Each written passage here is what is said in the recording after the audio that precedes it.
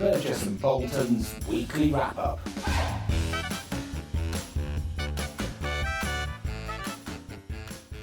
Hello everyone, and welcome to this week's edition of Burgess and Bolton's weekly wrap-up, where we look at everything to do with technology change, innovation in the London market.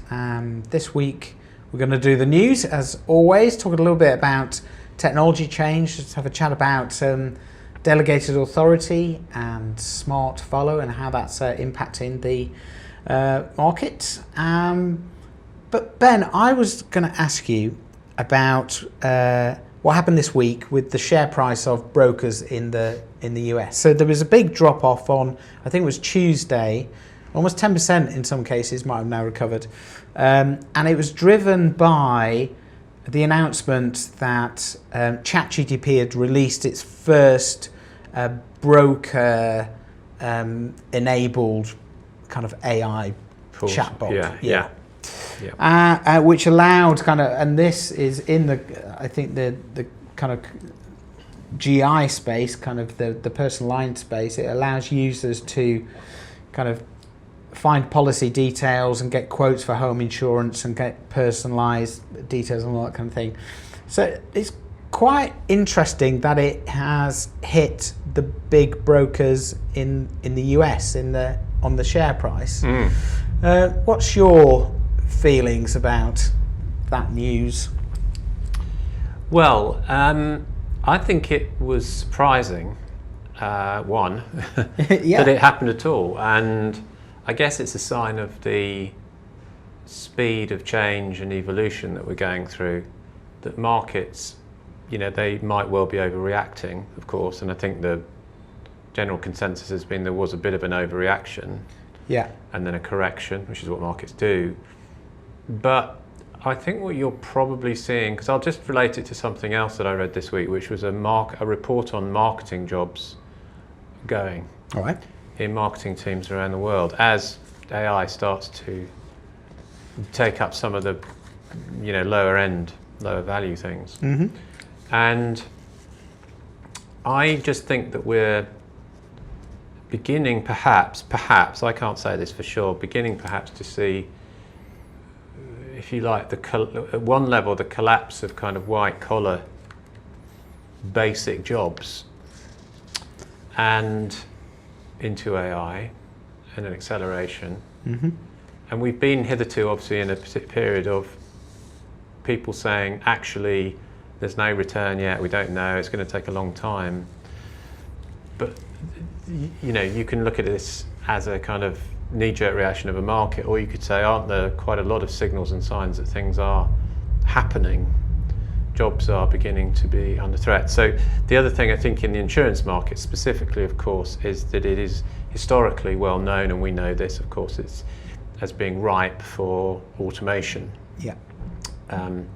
Tricky to automate, as we know as well, and that's not just because of legacy. I think it's because of just the way that insurance tends to work. It sort of needs a human touch at certain points. But I think everywhere I'm having conversations now with people in the market is a massive push towards automation of some kind, and we'll talk a bit more about that in a minute, I know, but automation where businesses are sort of saying, look, it may not be that this is going to be perfect for the customer, but the cost incentive to do this is so high that we're going to do it. And if we come out the other end, or we find at some point it doesn't quite work, we'll have made so much money that we'll be able to fix it. So I think there's a sort of, there's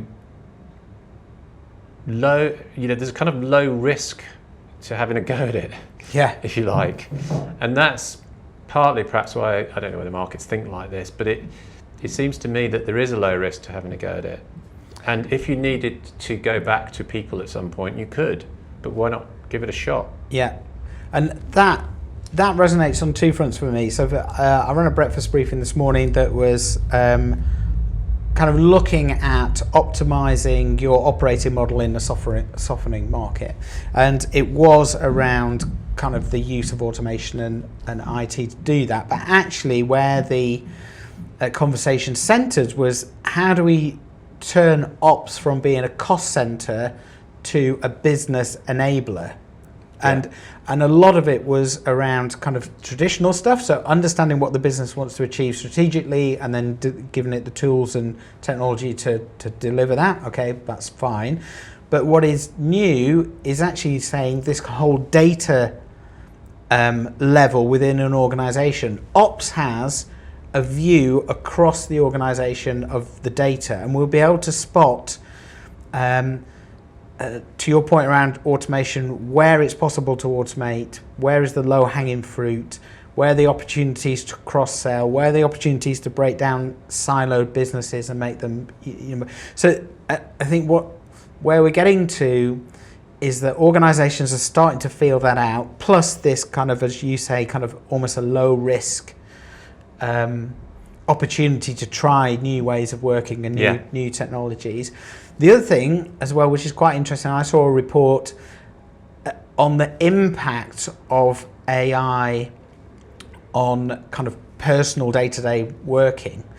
Rather than freeing up time to do things, people are doing more jobs, but using AI to fill the gap. So it was actually, the end of the report said basically that rather than recruiting for a job, somebody is able to do two jobs because they now use the AI assistant to kind of bridge the gap. So everyone's working a bit harder through the use of AI.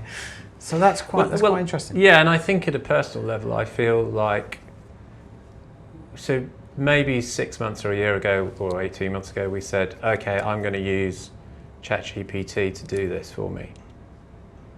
Now I think it's like, oh yeah, I've just used it. It's becoming the norm. It's becoming just, I use it for certain things. Yeah.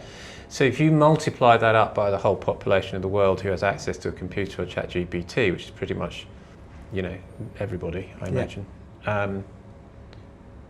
then you've got some huge kind of revolutionary change happening, I think. And I know I've been a bit of a skeptic about it. It may not be, and I don't think it will be exactly how we expect it to be, but I think it is changing, and I think it's the gradually understanding what technology can really do for us that's beyond what we used to do, which was a straightforward linear search for something and then some information came back. Yeah. The ability now to put that in and get an easy answer, which is the first thing, but the next thing is the ability to wrap some prompts and some thought around it to create something that's quick. And that's the key, I think, is it's really quick. Yeah. And speed really matters. I mean, I know, having done service research for eons, it is so important to be fast. Yeah. What businesses have done well? Amazon, speed. Burger things, McDonald's, speed. It's speed, not necessarily quality. And the one thing we know in insurance is that everybody asks for is speed, responsiveness. Yeah. Get it written. And I think if you look at, I think your point around it becoming business as usual, like we don't say, oh, I typed that up in Word. You just say it's a document saved here. You just that's where you word processor. You don't. I mean, I was struggling to find the terminology because I haven't used it for so long. You just use those tools, and that's becoming. I think the adoption and the speed of adoption is really interesting. The point around speed, I think, is really important. So last week at TinTech, when we heard about the AXA XL and Marsh digitization of their integration through API to real-time data, that is all about them, both of them, getting to market fast, pricing fast, reducing errors, but fast. Everything is about speed. And I think as that speed, that has been a massive weight on the market's shoulder. We haven't been able to speed up our processes through the various initiatives and individual or market-led. And I think now we're at a point where the ball is rolling, the snowball is already halfway down the hill, and it's just going to increase Yeah, and I think there'll come a time. I mean, it was interesting going. We were talking about the panel that was done at the Data Jam conference and the conversations that were had there, which were really around questions that I put about could you see AI? Is insurance different, in terms of AI and algorithms? And the two people who I think were the most expert on the panel actually using algorithms were saying, absolutely, it could be used everywhere. It's not different insurance, it's just data, and you get more data points, better data. So the only reason they hadn't been applying it to everything is because there was reluctance on the part of some underwriters to let large books of business where there were relationships to go over. But my point about this is that at some point someone's going to ask those underwriters, why am I paying you all this money when this bright spark over here can transfer your book onto here, and you could work a day a week, or find, do a day a week to keep this going, but do something else, sell something else, or don't and go away. Yeah. Don't be a cost on my business. Yeah. So I think that's definitely going to change. Back in the day, this is true. I know that businesses in London would recruit underwriters into areas of business that they already had books of business, where an underwriter already had a book of business. Because that underwriter was not really minded to grow that book of business, because they got their bonus every year and they could keep that book going, it was like their pension, they had to hire someone else to create another similar book of business to do it. Now that must be the height of inefficiency. Yeah. You've paid another expensive person to simply run an extension of the product. Now that was how insurance was working in specialty. I don't think that was unusual. So I think if we start to, I think we might crash through that cultural barrier quite quickly. Again, if cost is compelling, and speed is forced, because the brokers will force it. Yeah. You can see the snowball effect. Is it snowball? There's something else. Snowball. I'd say snowball. Yeah, snowballs. Snowballs. Brings us on to the Olympics. We'll do that later. But just coming back to the snowballing, I think the other, as well as the brokers pushing out, I think the underwriters are now going, hang on a minute, why did I lose that piece of business, or why wasn't I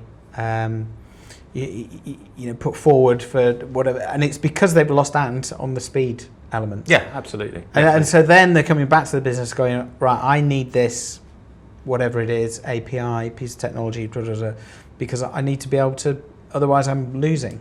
And the information will be in the system, as it were, so it won't be the underwriter's a bit busy this morning, I can't make it, or, or I'm not really sure whether I can write this because I've lost a piece of paper that says whether I can, or I didn't speak to the actuarial function, I'm not sure what my aggregate is.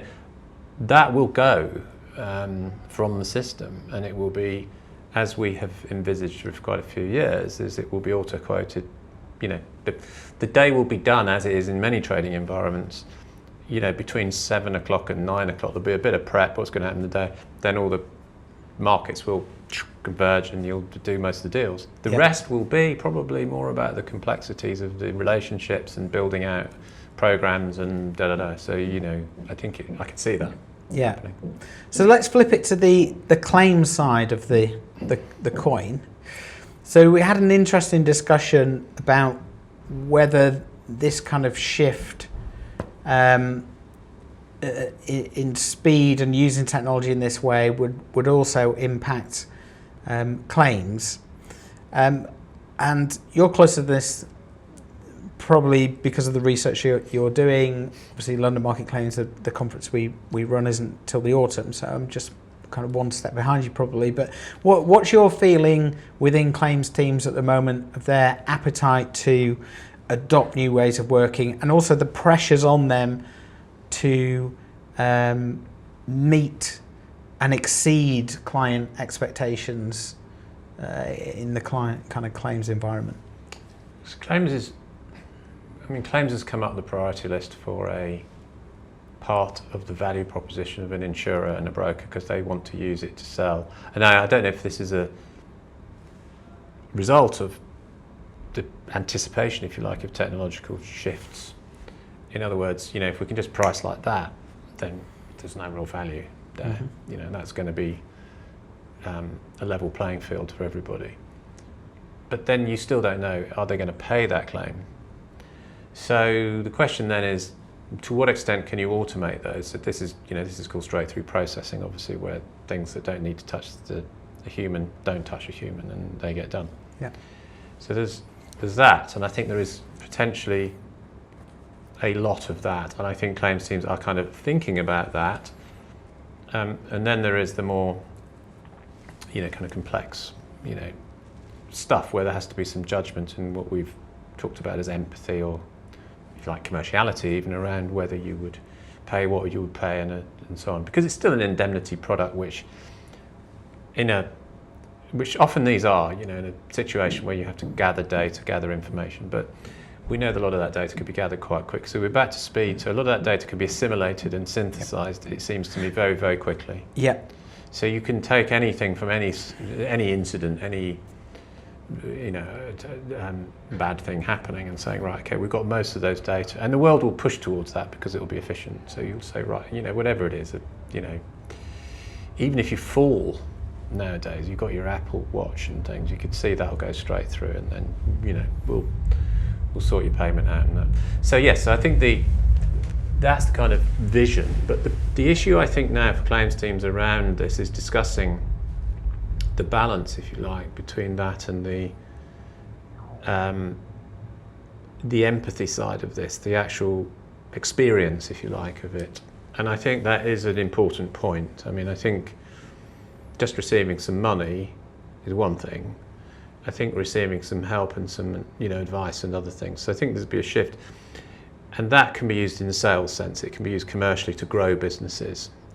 There are businesses in cyber and so on that do offer services and help and things like that, and they've done very well because they do that. But traditionally, insurance has just been like a big machine churning out policies and paying claims. That's mostly what they've done, if the truth be known. Now you move, I think, into an era where claims, in particular, that experience of the bad thing happening, maybe the one-off thing, you become kind of emotionally invested in that with a brand or an insurer. So that's important, obviously, in commercial terms as well as personal terms. So I think that's where they're thinking, and where I think teams are now saying is we've got to really, the problem we've got is, have we got the right sorts of people with the right capabilities and the right sorts of skills to be able to do that? Yeah. Broadly, sales skills, commercial skills, understanding what the value of something is, as opposed to administrators who work through, technical claims, as they call them. I think that the technical part of this will go by the way, it will be there in a computer, but it will be much less important. Because of the way that AI works, it can judge things, I think, in many ways, probably better than humans, or do it very quickly. So if I'm tired, and there's a multiple car accident, let's say, I think if I looked at it a bit like police work, I guess, you look at it and go, oh my God, the paperwork of this, the work I've got to do to pull all this together. Whereas, which you can now, and it'll get better and better, you can drop all that information into one thing, and in 10 seconds it says there are 4 different outcomes you can choose.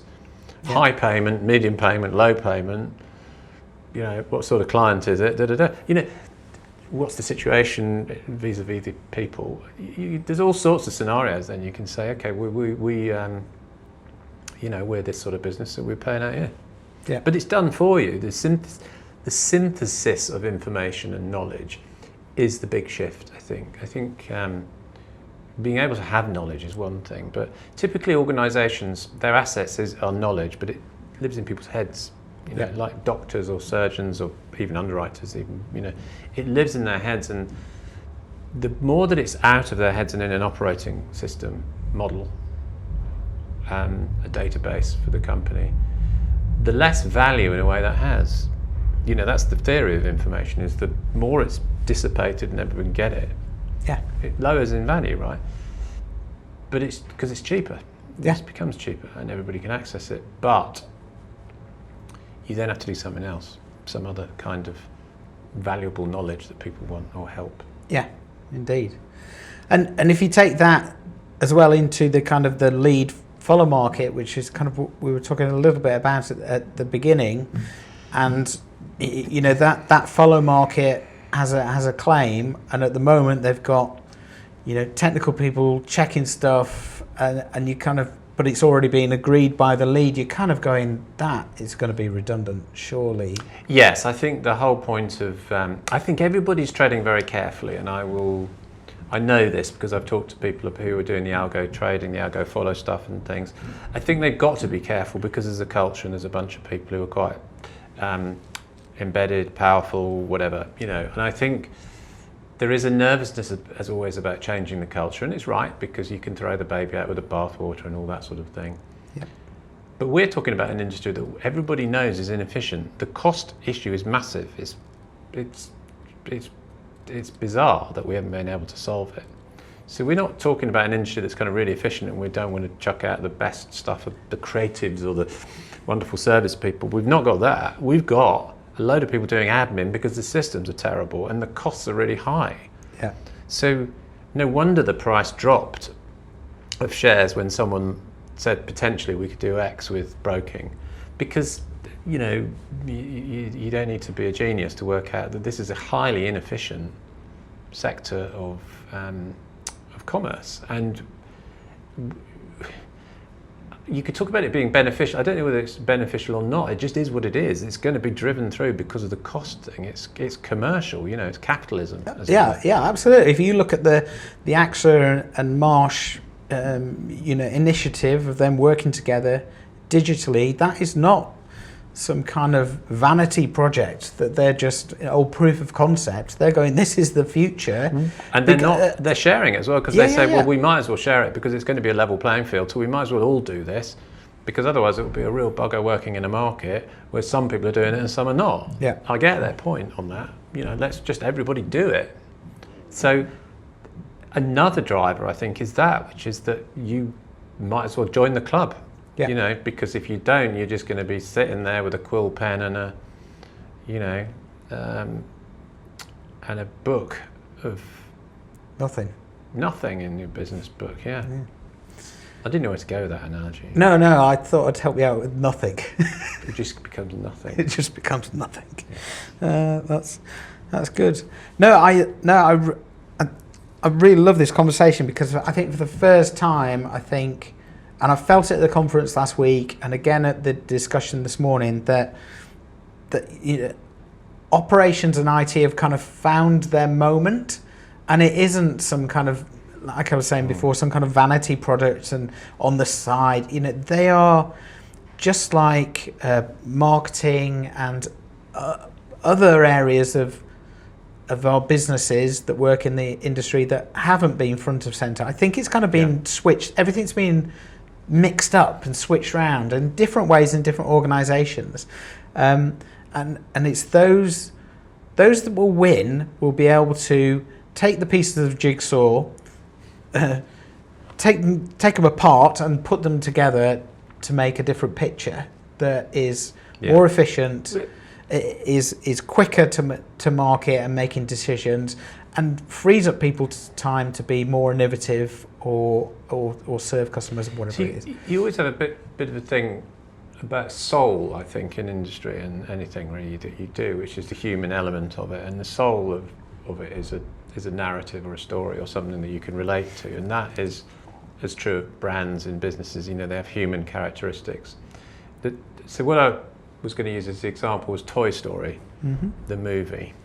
Now, Toy Story, if you recall, when it first came out, I think a lot of people were quite sceptical of a movie that was entirely CGI, because they said, well, you know, it won't do hands and your eyes will be a bit funny and they won't be real people, so you won't really be able to relate to it. And Toy Story broke the mold, one, because it was an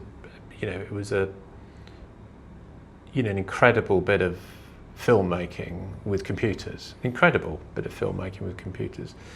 But it did the thing that great movies always do, which is it had soul and it had a fantastic story and it engaged you and it was emotional and everything else. So Toy Story took the technology, you know, took it by the scruff of the neck and made it almost instantly into a brilliant movie. And that changed the idea. I don't think everybody ever talked about CGI destroying the soul. But we've got movies without much CGI and with CGI. And so I think it's, you will adapt.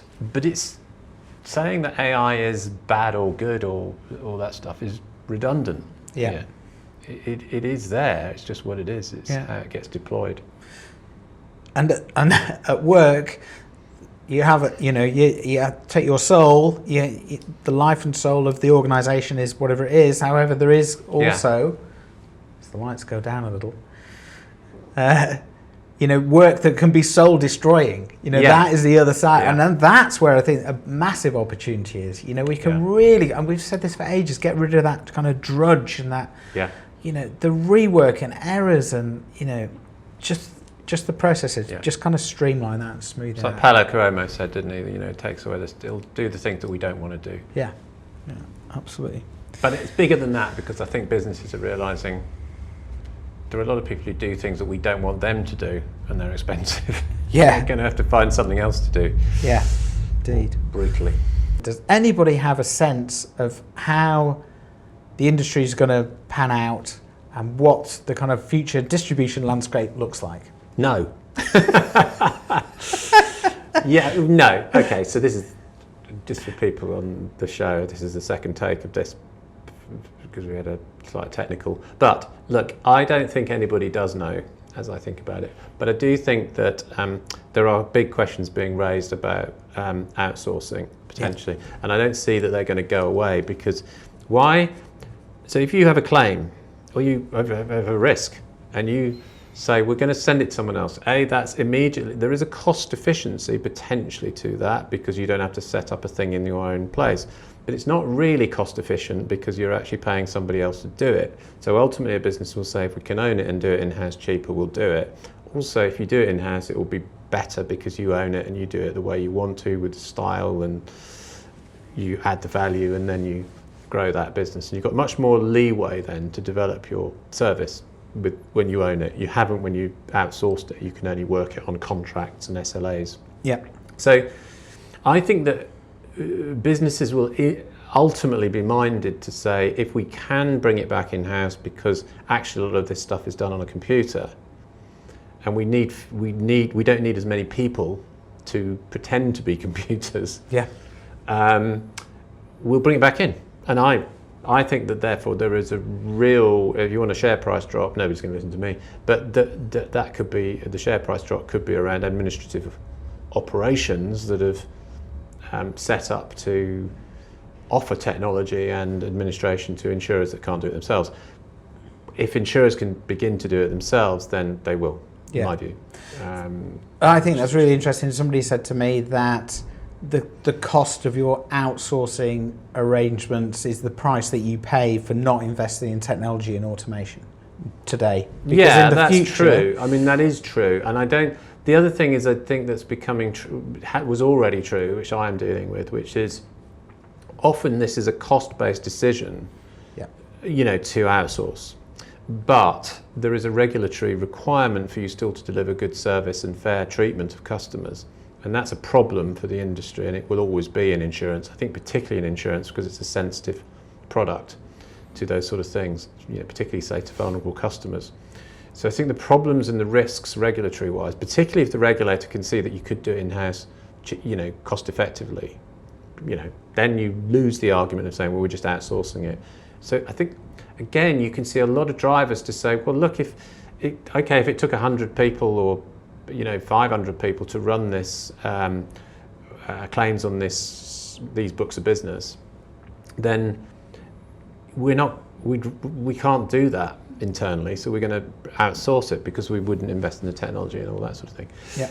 So there was an efficiency, but if you suddenly said, well, we could do that with 20 people and a computer, or 10 people and a computer, and those 10, 20 people are actually going to be dealing for 6 out of 7 hours a day, talking to customers and helping them with solutions, then you've got a different proposition, and that I guarantee will be proven to grow the business. Yeah.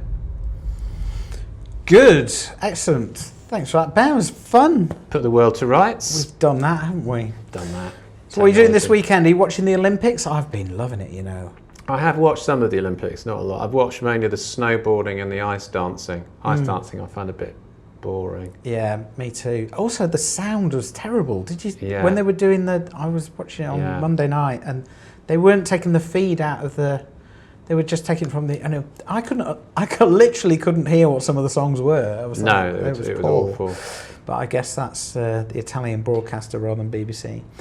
Snowboarding was really good. Yeah, I mean the technical ability, if you like, of these kids, because they are kids, aren't they? Really, is incredible. It really is incredible. I watched the luge as well, and that was just bonkers. I mean, the speeds that those are going. What's your position on the drone footage? Love it. I do as well. I think the drones have changed the world in lots of good and bad ways, but it's another technology. Lots of people are whinging about the noise they make, but I actually really like the noise. And some of them have crashed apparently into the snow, haven't they? And left debris. Oh yeah. Really? And they're saying it's terribly dangerous for the athletes. But come on, I mean, the drone footage is worth a few skiers tripping over a bit of drone debris. Yeah. Surely. Exactly. I mean, I love a drone. I've got a couple of drones. Yeah. Good. I love the drones. I'm very pro them. Pro drone. Pro drone, yeah, they're great. I mean, that stuff you could never get that. No. That when they do 16 somersaults and land, and then there's a drone that picks them up as they land, and there's one above them, and it's amazing. Yeah, it's incredible. It's incredible. Good. So I'm going to be watching that mainly this weekend, and it's half term for those of you going away. Half term, yes. I'm not going away. No. I'm going to have a few days, but that's it. Good. Right. Good to see you, Ben. Nice to catch up in person. Yes, we'll do more of these. We'll get some guests on as well. Good. Yes. Thanks, everybody. Tune in next week. Have a good weekend. Bye, folks.